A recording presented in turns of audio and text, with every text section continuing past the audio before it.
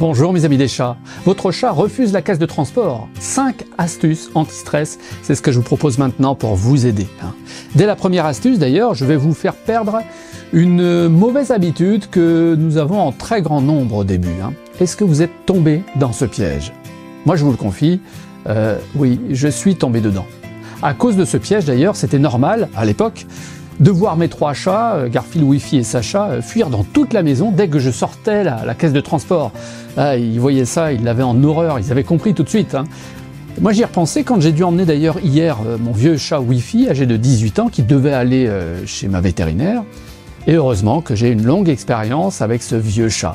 Voilà pourquoi je vous la partage tout de suite. La dernière astuce, surtout ne la manquez pas, parce que quand on a tout essayé et que votre chat refuse toujours d'une manière obstinée de rentrer dans sa caisse de transport, il y a une solution. Ce sera possible si et seulement si vous avez employé les 4 premières techniques. Allez, on commence tout de suite par le piège classique. Mon premier conseil va permettre de réconcilier votre chat avec sa caisse de transport. C'est le piège de nombreux amoureux des chats à leur début. Moi, j'ai fait cette erreur aussi. Je rangeais en fait habituellement la caisse de transport au fond du garage et je ne la ressortais en général qu'une fois par an pour emmener mes chats à leur visite annuelle chez ma vétérinaire. Alors, résultat, mes chats Wifi, Garfield et Sacha avaient en horreur cette boîte. Ils l'associaient en fait à un stress terrible et aux piqûres des vaccins aussi qu'ils pouvaient craindre. Alors le stress commençait déjà à la maison, il fallait ensuite supporter le voyage en voiture, et là durant ce trajet de quelques minutes, mes 3 chats miaulaient à tue-tête comme des sirènes d'alarme. Vous imaginez 3 chats comme ça.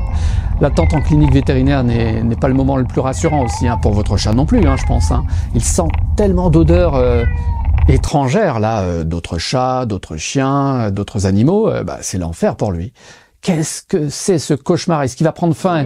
Est-ce que je vais me réveiller? Je vais sortir de ce mauvais rêve? C'est ce qui se dit, votre chat, là, dans l'attente en clinique. Bon, pour éviter à votre chat de fuir dès qu'il voit ou perçoit seulement le bruit de la caisse de transport, nous allons mettre en place l'action numéro 1. Je vous recommande de placer dès maintenant la caisse de transport dans l'environnement familier, dans l'environnement quotidien de votre chat. Que la caisse fasse partie du décor et votre chat ne la fuira plus. Imaginez que vous décidez de placer cette caisse de transport désormais là, sous l'escalier par exemple, là où passe tous les jours votre chat. Regardez là, autour de vous, et trouvez ce type d'endroit familier que votre chat apprécie déjà. Chez moi, par exemple, la caisse, elle est mise dans le cellier. Elle sert de couchage de nuit d'ailleurs à l'un de mes chats, Sacha, surtout en hiver.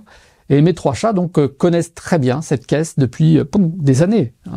Et comme ils y trouvent leurs propres odeurs, comme cet endroit leur est familier, eh bien la caisse de transport est devenue un cocon, un repère de confiance pour mes chats.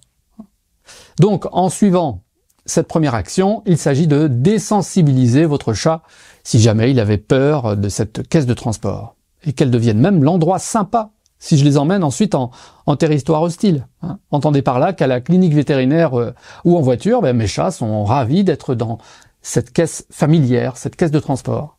Ils ne miaulent plus, comme des rockstars là dans leurs jeunes années. Ils nous en ont fait entendre. Bon, j'ajoute un bonus à cette première action. Choisissez une caisse de transport qui s'ouvre autant devant que par au-dessus aussi. Oui, c'est pratique. En fonction de la résistance au stress de votre chat, vous avez ainsi la garantie d'une mise en boîte plus confortable, surtout si elle s'ouvre par-dessus aussi. La mise en boîte de votre chat, nous y venons tout de suite. Pour cette deuxième action à mettre en place, il s'agit de faire rentrer votre chat en douceur dans la caisse de transport. Ouais. Alors en plus des odeurs familières et rassurantes, je peux ajouter éventuellement une friandise, pour attirer l'un de mes chats s'il prend peur. Je peux rajouter là une petite croquette, un petit bout de sardine, pourquoi pas même. Et comme la boîte de transport s'ouvre par au-dessus, je garde l'option de l'ouvrir en grand et d'y déposer tranquillement un chat peureux, si besoin. Et puis je remets la partie supérieure de la caisse par-dessus lui, là, sans frayeur ni stress. Je vous propose de jouer aussi, pourquoi pas, juste avant, si votre chat le veut bien, et comme ça, au moment de la mise en boîte, ça occupe ses pensées, et il aura moins peur de la boîte. Le but en fait de cette deuxième action, c'est de faire admettre à votre chat une association positive de ressenti avec la caisse de transport. Voyez l'idée? Alors si vous suivez la vie des chats depuis 2012, vous savez qu'on ne force jamais un chat. Non, ça ne marche pas. Un chat ne fait que ce qui lui plaît à la base, ça vous le savez. Donc le forcer à rentrer dans une caisse de transport alors qu'il ne veut pas, ça ne sert à rien, c'est le stress garanti. Je vous invite à user en fait de vos charmes plutôt, et de ce qu'il aime par-dessus tout. Je viens de vous parler de jouets ou de friandises, ce sont de bonnes idées pour attirer votre chat dans la boîte. Une fois dedans, attiré par un appât bien choisi que vous connaissez, vous maintenez en douceur votre chat, là, bouge pas, et vous refermez la caisse par-dessus ou par-devant. Bon, pour mettre le maximum de chance de votre côté dans cette opération qui peut vous stresser, je vais vous donner une troisième astuce. Je vais même faire mieux, je vais vous faire un cadeau de bienvenue si vous ne l'avez pas déjà. Ouais. C'est la base pour rendre votre chat heureux et donc de vivre heureux tous les jours avec lui. C'est ce livret PDF qui fait plus de 200 pages. Ce guide d'accueil d'un nouveau chat est rempli de conseils pour y accéder dans votre espace personnalisé. Une simple demande en cliquant sur le lien que je mets dans la description. Voilà, donnez ce lien aussi à vos amis des chats autour de vous. Alors l'autre cadeau, c'est la troisième astuce du jour, ce sont des bonnes odeurs. Dans l'univers de votre chat, les odeurs sont fondamentales pour communiquer ou pour identifier aussi des repères de confiance. Votre chat utilise les phéromones. Les phéromones sont ces particules olfactives que vous ne pouvez pas sentir avec votre nez d'humain, mais que votre chat, lui, perçoit très très bien. Donc, utilisons les phéromones pour atteindre notre objectif. Aujourd'hui, nous voulons voir un chat relativement tranquille dans sa caisse de transport. Et après avoir appliqué donc les deux premières actions, j'insiste là-dessus, faut vraiment toutes les appliquer, je vous recommande aussi de vaporiser des phéromones apaisantes un quart d'heure avant de l'y inviter. Voilà, un coup de pchit-pchit de phéromones. Je vous ai sélectionné d'ailleurs ces phéromones de synthèse très utiles quand je vous accompagne d'ailleurs pour un chat très difficile ou très peureux. Je vous laisse le lien dans la description. Ce sont ces phéromones d'ailleurs que j'emploie aussi lors de certaines consultations en ligne. Alors, si votre chat sent des phéromones familières dans la caisse de transport, vous imaginez le résultat, il va se dire que c'est un lieu familier, inoffensif, par conséquent, il n'en aura pas peur. Il peut être, contrarié, d'accord, afficher son mauvais caractère, mais le transport devrait bien se passer. Et pour vous, le voyage vers le cabinet vétérinaire sera plus relax. Je vous propose déjà la quatrième astuce, et elle peut vous surprendre. Pourquoi ? Mais parce que je ne vais pas parler de votre chat. Pour une fois, non. Mais je vais parler de vous. Oui, vous. Vous avez une influence non négligeable sur votre chat. Or, si vous êtes stressé au moment de l'opération, votre chat va le sentir. Vous en avez déjà parlé sur la vie des chats, parmi les plus de 500 sujets déjà proposés. Si vous comprenez que votre stress devient aussi celui de votre chat, vous imaginez que c'est une double peine pour votre minou. Ouais. En revanche, si vous préparez tout la veille, vous serez très zen au moment de la mise en boîte et du départ. Alors, si son carnet médical, ses friandises, ses phéromones de synthèse et la caisse de transport déjà grande ouverte, voilà, vous êtes prêt.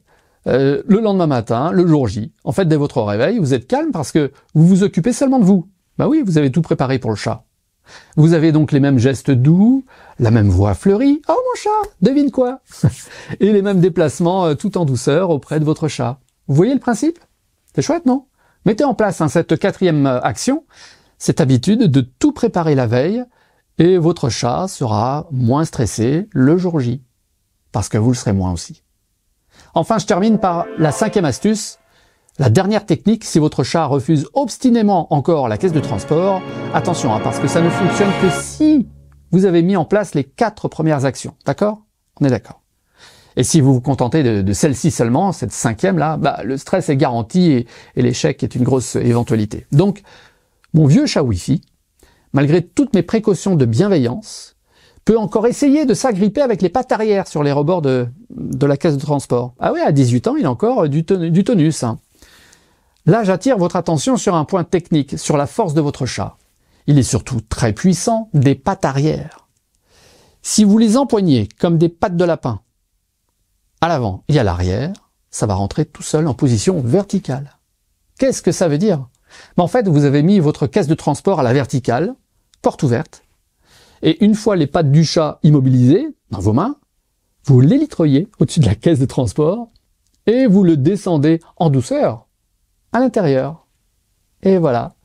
Et si vous avez dû employer cette 5e technique, alors je vous recommande de recouvrir la caisse de transport. Oui, la recouvrir. C'est un bonus. Je sais, c'est contre-intuitif, mais une couverture lui empêchant de voir l'environnement étranger autour de lui, là, va atténuer le stress de votre chat. Moins votre chat voit des scènes inconnues, moins il se sent en insécurité. Et naturellement, après cette épreuve de la caisse de transport, vous allez gâter votre chat de super friandises, de son repas favori après l'épreuve. Ça peut l'aider comme ça à une association positive de cette récompense et de l'épreuve quand même que ça représente. Alors, est-ce que votre chat accepte bien sa caisse de transport?